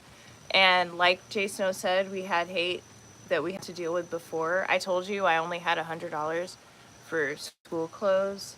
I was teased mercilessly for not having the cool or cute fashions, not having my hair done in the way that they thought my hair should have been done. I just have a really thick skin because I've been teased and bullied my whole life. Yeah. It's before school, family, it's like we attract hate, so we've had to develop the hate deflection skill. We have different methods, but we both had to deal with people just being mean for no reason while we're showing up. I think being a woman, no matter what you look like, and I would say that we're attractive women, but I think it's for all women, and sometimes guys too. People don't want you to feel confident. I think Edition said it was best on one of her podcasts, and very few people go through the world wanting to empower every person they meet. It's honestly, I think, more common to feel threatened by meeting somebody else as a first reaction. So I feel like we both, like she said, had a similar experience, and like just having to have tough skin, because I think as a woman, people are automatically going to have opinions on your life or mean things to say. And if you let yourself be brought down every time somebody says something mean to you, you're going to have, my mom says, a hard head makes a soft behind. It's right. It's true. You got to develop that thick skin. Mental toughness, like my tennis coach used to say. No, just recently, I got a most cruel text message from my own father, and it's like hate is going to hate. And like Cat Williams says, what does Cat Williams say? It's like, if you don't have a hater, you better be doing everything you can to get one. And because I feel like family tends to be the number one hater. Those were the first people to tease me. Was Right. Family. And I'm sure it's in love or in jest, but it's actually a tribal thing. We're not that different from crabs in a barrel. If you go back to like humans and tribe, people, like Jay Snow says, people are threatened. And I think about, there's a creator that we both like, who's in a Kenyan village or Ghanaian village or wherever Rakesh is. I'm gonna shout her out. She did a whole video on like how she couldn't wear this dress, and she's a fashion model, and how she can't wear certain dresses on the village because it's not modest enough. You know what I mean? And it's like, those are rules created because humans literally cannot deal with anyone being perceivingly better than them, and no one is saying that they're better. It goes back to the Bible. Like I talk about, because it's one of my favorite stories, Joseph and the Many-Colored Coat. I think I had that book. But it's like Joseph's brothers could not stand that Joseph's daddy, Jacob, gave him that beautiful coat. No one can have anything. And this is why we live off grid, because I don't want to go through life pretending I ain't got stuff. Don't deserve stuff, because I know how hard I've worked, and I'm not even going to tell you because you don't even care. If you wanted to know, you follow and subscribe. It's also people who really care, put no effort or energy into understanding you or your life that be the first to hate. It's like they don't want to know how you even got the stuff that they're jealous of you having. Right. Nope. Because if they knew, they probably wouldn't want it anymore. Exactly. There's a really good movie called Inside Man. And watch that movie before you start hating on anybody. Because you have no idea what people do to get the things that you're jealous or envious of. Like, you don't want to know. You don't want to know what we did to be able to save for this homestead. You don't. So, but yeah, we do. We just keep to ourselves. We're still taking questions. Jason's chopping wood in the back. Yeah. And also, like, break you guys up is very clear. I feel like companies try to break up marriages. We talk about that all the time. The media tries to break up in marriage by normalizing things that are not normal. Normalizing things that aren't normal. Work tries to break up your marriage. Family tries to break up your marriage. I feel like that's the most clear. Everyone watched Meet the Fockers and Meet the Parents. Work will straight up tell you not to prioritize your family so much. Yeah, they say work's your family, not your family at home. Friends, we all know friends try to break up your marriage. They're the first person. And something you can't do. I'm grateful I didn't even have friends to talk to, because it's so normalized to call your friend or whatever, your close confidant, and complain about your partner. Yeah. Like, it's so normalized. And then now they feel morally justified in assisting the breakup. So, because you've been on the phone complaining about them every day, you know what I mean? So you got to protect your marriage. And one of the best pieces of marriage advice that I got outside of Dave Ramsey or the Bible was one of my actual former coworkers who was like, you have to prove every marriage, you have to prove your relationship. No one automatically respects a new couple, no matter the age, no matter the gender. Nobody respects your relationship Until you show them what that looks like. and they still gonna try you every day. See it as a challenge. You know, my wife's parents have been together for decades, and I'm sure there's people that are still trying to say that they're not in a good marriage. You know what I mean? For Like, it doesn't even matter how long. Every day you got to show up and defend your marriage. So, and Delay says, people that hate have low self-esteem, so they try to drag people into their world. I love the way you guys handle hate. Thank you. Yeah. I mean, we got to.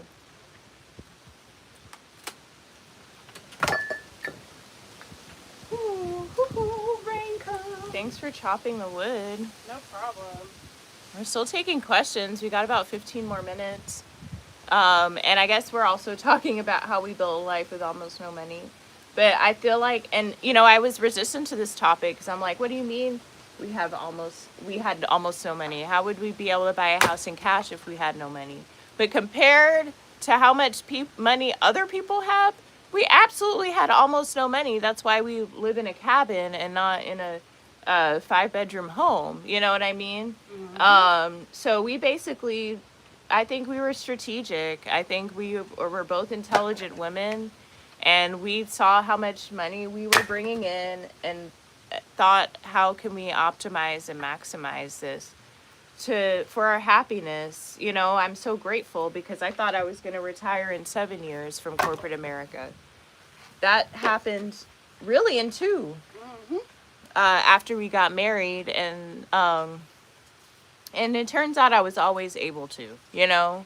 I was choosing to show up, you know what I mean? I was picking some arbitrary number that would make it feel okay. But and it was the number they were giving to you. You met with that advisor, and they were like, this is when. Yeah, no, for sure. they tell you any day other than today, they're going to tell you it's time to retire, you know? But you got to actually do the facts and figures and realize. By the time they tell you it's time to retire, they don't want you around anymore, so you gotta go. Yeah. Pay that. They don't want to pay that pension out. They don't want to pay the pension. And that was something, and I feel like that's something we see more of even today. You know, because I didn't immediately get a job at a Fortune 500, like Coca-Cola, for example. Like, I wanted to work at Coca-Cola so bad because they had them good pensions and, you know, they don't do layoffs and blah, blah, blah. That's just not real. There is no company that doesn't do that. And I'll never forget when I met someone when I was working at Microsoft who was like, yeah, I've been at Coke for 25 years and they fired me 10 days before my pension kicked in. Like, that's absolutely ridiculous, you know? So you can't go through life thinking that someone's going to take care of you other than yourself. I think that's the message. I think that's my superpower. I knew no one was coming to save me. So I had to make, you know, I shout out to my mother, shout out to my brother. You know, if I don't ask them for much, but when I do ask, they're always there. But I went through life not expecting that, and that empowered me to take money seriously. And even if people, I know there are people out there who are dependent on their parents, and it's not even fun because the way they give is so, I mean, I think Succession is the perfect example of that. Like, those kids were working hard. They were doing everything they possibly could do, you know, to please their father. They weren't just expecting handouts, except Connor. But at least he was running for president. How many people have done that? You know what I mean? And had a podcast. So, like, everyone was working, but the dad would literally every moment make them feel shame for everything that they have. So I mean, I don't know. I think that I've had that experience. I worked a lot of time for my family, and I think that's kind of the thing. And I feel like, to be honest, that's what makes it to where I have little to no faith in corporate America or just traditional jobs as it is, because I feel like my own parents, who I know for a fact love me deeply, you know, and care about me, they were only able to do so much as my boss, managers, CEOs, you know what I mean? I fully believe that is the best work relationship I'll ever have with the CEO outside of my co-CEO here, Addie, you know what I mean? So to me, it was like, that was as good as it gets, and my parents were only able to uphold so much, you know what I mean? So if my own parents, the flesh and blood that which created me, can only sustain for so much, these corporate America jobs, and that's why it's like every time you look, I feel like I had never, before I met and got married to Edition, I had never even really thought about those corporate layoffs. You know what I mean? Now it's every other headline, corporate layoff, and letting go of people by the thousands, you know? So it's just it doesn't make no damn sense to live with that kind of stress. To be going in the office every day, wondering if it's your last day. Like, we shouldn't even be giving these corporations that kind of power. They're not even paying enough to do that. They're paying just enough to keep you hooked, you know? Yeah. But nobody is becoming a millionaire working at these corps, except the people who are at the top, the Sundar, the other people. And it's like, we don't know how you even get to those levels for real. You know what I mean? You have to know somebody or know something. yeah. And it's possible, but it just becomes you want to spend the rest of your life working towards this arbitrary goal that you don't know if you're ever going to meet? Or do you want to spend your life enjoying your life and prioritizing money that is coming to you? Yeah. It's possible in the same way winning the lottery is possible. Right. But you're not going to adapt your whole life and strategy To win the lottery, but they make it seem like you should to become CEO of a company. Yeah. And Delay says, I have to go. It was nice chatting with you guys. I have 5 minutes before it becomes Monday here, so thank you so much for your honesty about your struggles and your wisdom. Have a nice day. Thank you, Aunt Delay. Thanks for your support. So yeah, no, they really had us bamboozled. Hoodwinked and jibbed. Exactly. So now it's like, we're not sure we have a GoFundMe But we're also like, um, and we are once again asking for your support. financial support. Click the pinned button below. But we can, because we already have so much abundance. You know, we are free from the shackles of the 9 to 5. We live by the beach. We achieved our dream that no one, I'm sure, thought was possible, including myself. We are homeowners. We have a truck.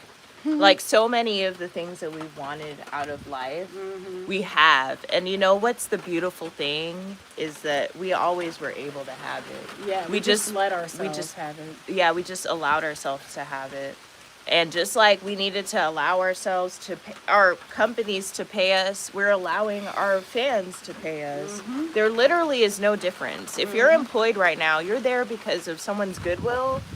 Yep. And they're like, oh yeah, I'm gonna help put food on this family's table. It has nothing to do with your ability to work or do a good job. Nope.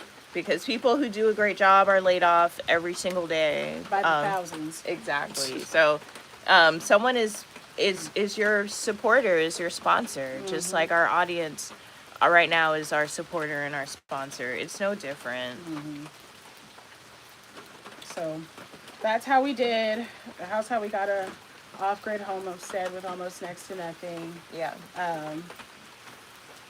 So yeah, Yeah. we saved.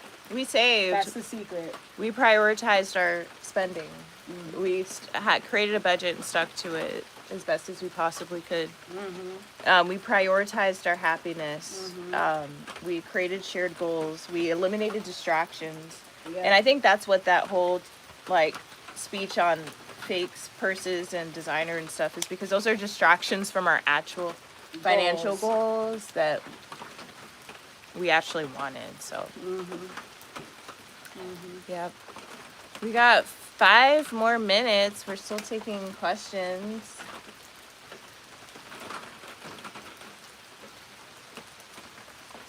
Anything else to add?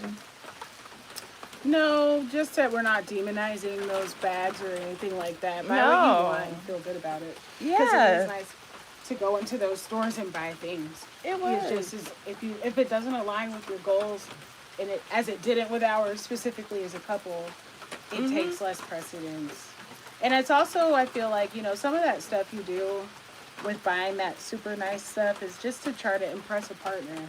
And once you already have a partner, it's Yes. kind of your goals and your wishes and needs change. Yep.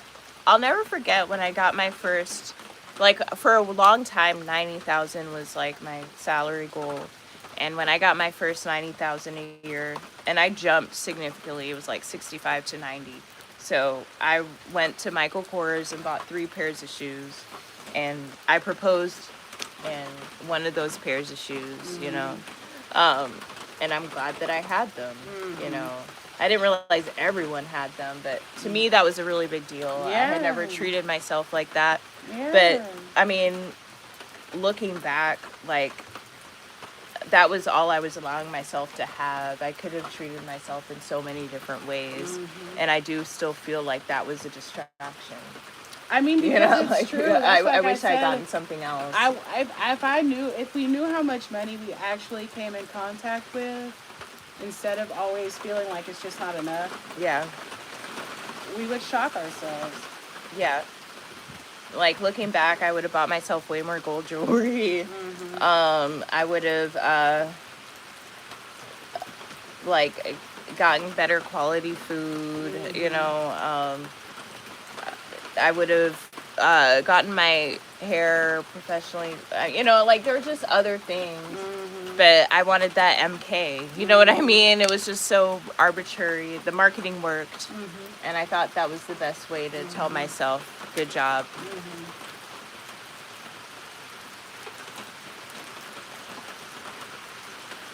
Y'all have been a great audience this Sunday. So let's think about, what should we have for lunch today? Nothing excites me, I'll be honest. Nothing excites you. I wonder, we could get breakfast sandwiches. Remember Oh, from that place, if they from have that any bakery, left. if they have any. That would excite me.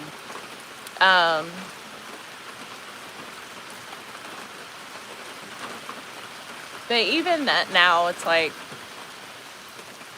we're on an island with endless food choices. And I mean, this goes out to the people who want brunch, you know what I mean? It's like literally nothing is that exciting.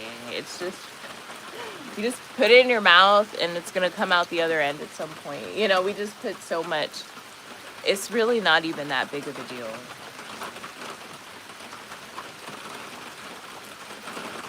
So you are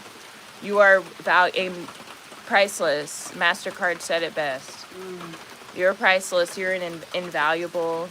And if you're taking a breath right now, you're wealthy. Yeah. You know. Well, one of my favorite Joel Osteen things that he said was that an individual human on the black market goes for $40 million. Complete parts. So on the black market, your eyes, your tongue, or your internal organs. So if you don't know today that you're worth at least $40 million just walking. Right. And that's without the spirit and the breath. You know. Because that's not dead. able to be sold.